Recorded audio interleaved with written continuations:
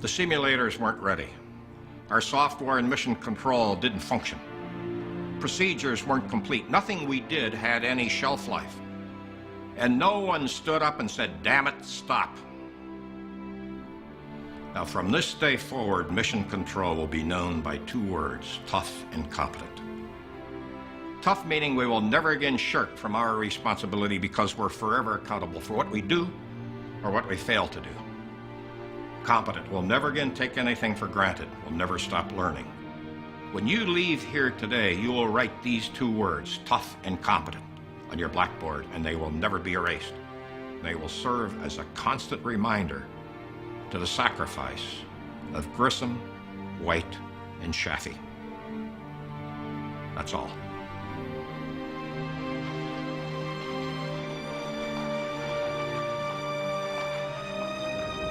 And then I remember walking out of there and people starting to gather in little groups and starting to talk.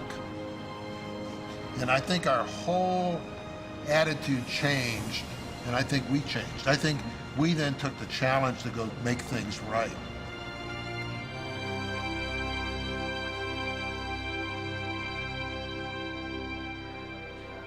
NASA convenes a board of review, the Thompson Committee.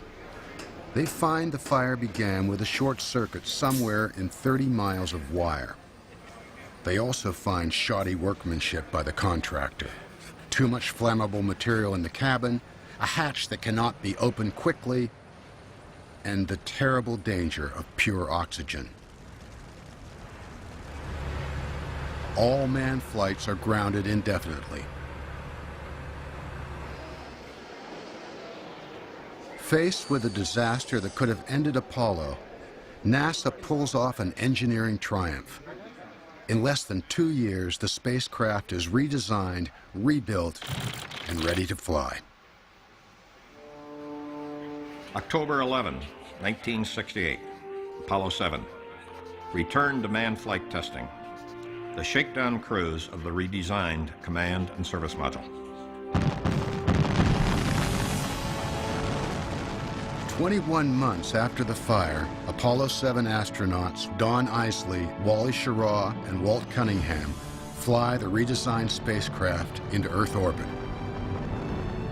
For 11 days, they put the command module through its paces. Apollo 7 completed every one of the flight test objectives and a few more.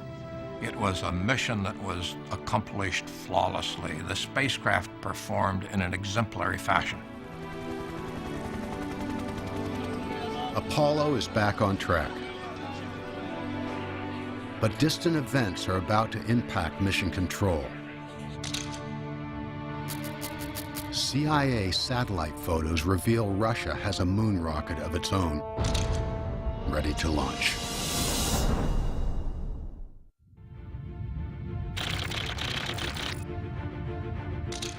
August 1968.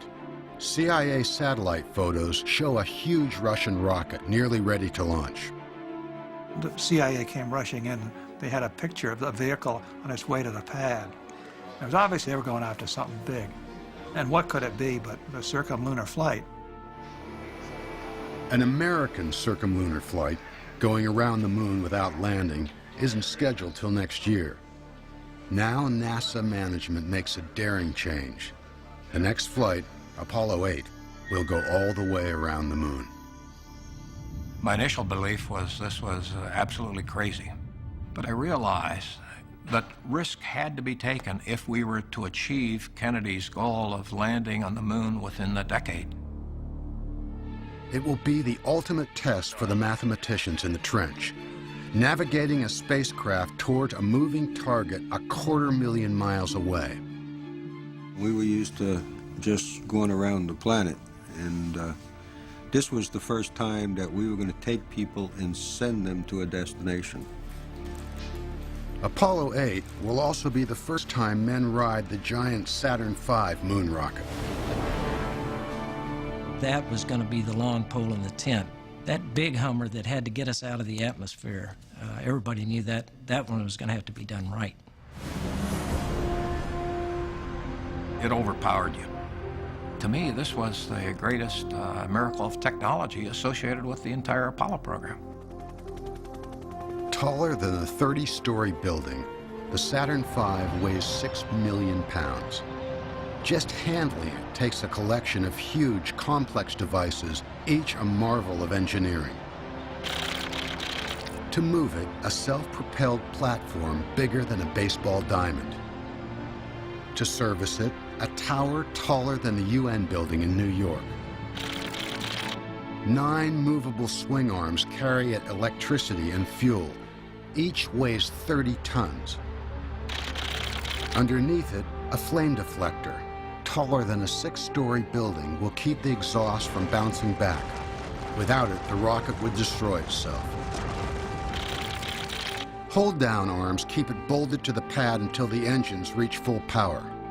They must all release within 30 milliseconds of each other, or the rocket will tip over as it starts to move. By December 1968, the rocket is ready. Apollo 8 astronauts Frank Borman, Jim Lovell, and Bill Anders are about to become the first humans to head for another planet. Gene Kranz can only watch. He's training for the next flight.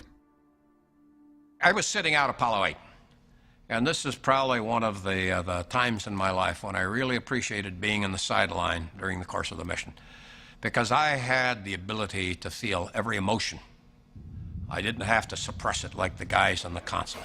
20 seconds and counting. 15 December seconds. 21st, at 6:51 a.m., the beast comes to life.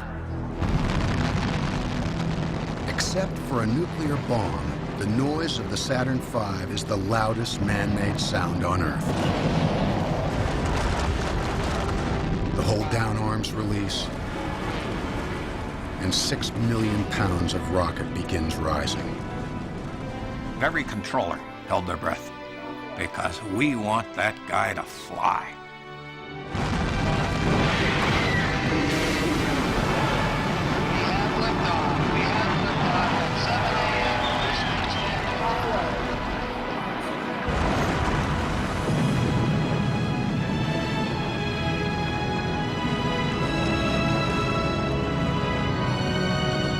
Power clear.